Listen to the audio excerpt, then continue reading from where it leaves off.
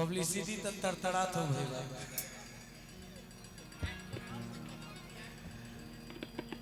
एक चीज गोलू राजा एगो ऐसा नाम बा जेकरा अंदर बहुत विविधता बा, जेकरा अंदर बहुत वेरिएशन बा। हम तोहरो गाना सुने ने और अभी हाल ही में गोलू भाई के 4-5 गो निर्गुण के म्यूजिक हम ही कहनी हम गायक सह संगीतकार बनी हम भाई के तरफ से पुरस्कार अभिनंदन मंदन बा। ऐसी चमकत रहो और हमनी के क्षेत्र के नाम रोशन करत रहो। असर करती नहीं कोई दवाई कीमती तेरी,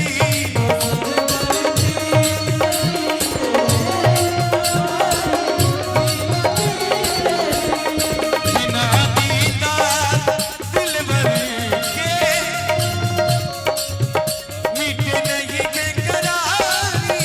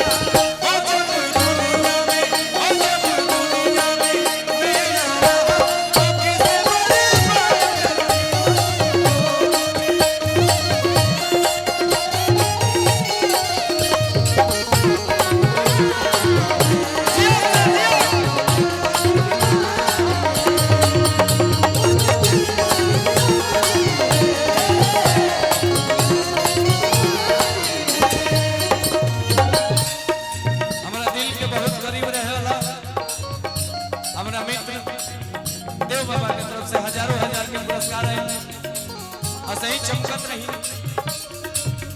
और सनम की मोहिनी मूरत बसी है दिल बिच में मेरे,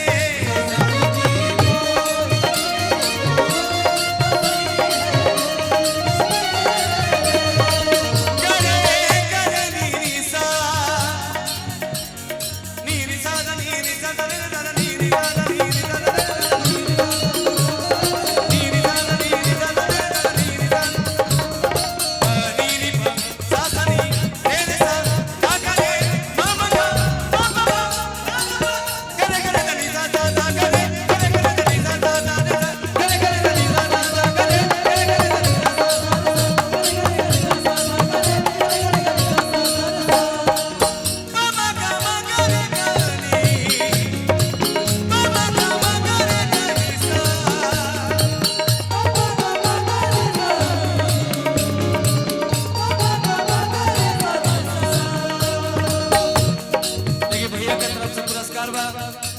और एगो अभिभावक के तरफ से पुरस्कार रहे अभिनंदन मंदन बा।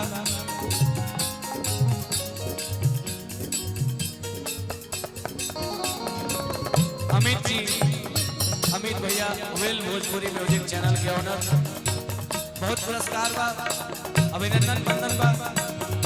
ऐसी करोड़पति के मालिक बन रहे।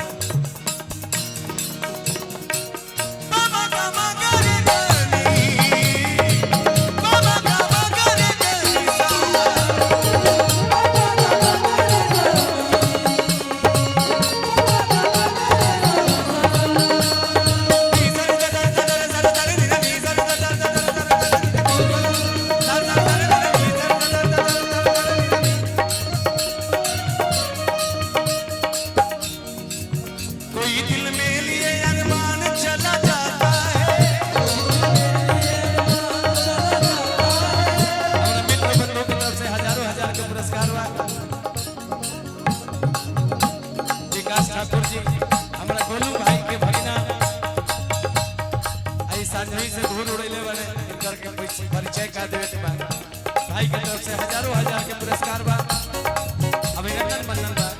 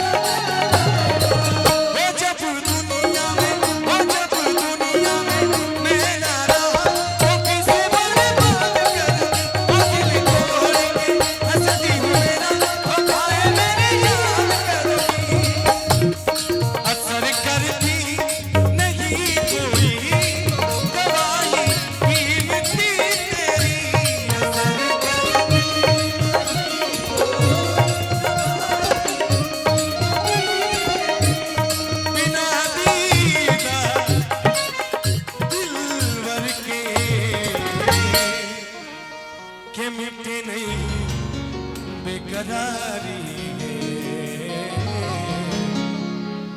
मुझे दिल